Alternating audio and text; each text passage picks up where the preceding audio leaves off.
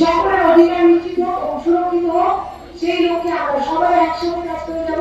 আমরা সবাই সেই চেষ্টাই করছি, সব ওয়ার্ডের ক্ষেত্রে, সব কেন্দ্রের ক্ষেত্রে, যেন আমরা সকলকে নিয়ে একসাথে কাজ করতে পারি।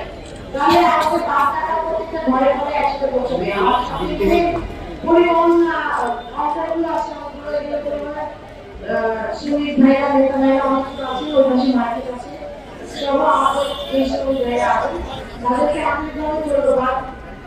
ধানের শীষের এই গণসংযোগ করতে জন্য ভারতের জাতীয়তাবাদী দল হলে এই গণসংযোগে আমাদের সাথে থাকার জন্য প্রত্যেকটা নেতা কর্মী এবং প্রত্যেকটা জনগণের জন্য আমাদের গাড়ি, যেটা আমরা ভোটাধিকার প্রয়োগ করতে পারবো আমাদের 12 তারিখ ত্রয়োদশ জাতীয় সংসদ নির্বাচনে।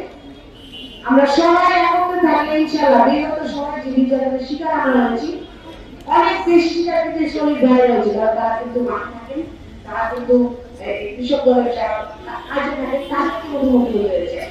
তো আমরা চাই সকলের অধিকার নিশ্চিত হোক ও সুরক্ষিত হোক, সেই লক্ষ্যে আমরা সবাই একসঙ্গে কাজ করে যাব। ইনশাআল্লাহ সবাই মিলে ধানের শীষকে বিজয় করব।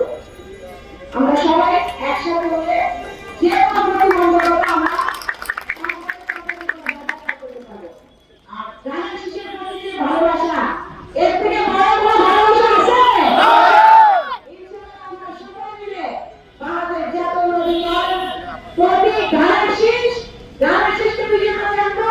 আমাদের মনোভাব হিসেবে খালেদা জিয়ার স্বপ্ন আকাঙ্ক্ষা প্রতীক ধানের শীষকে বিজয় করে আনবো।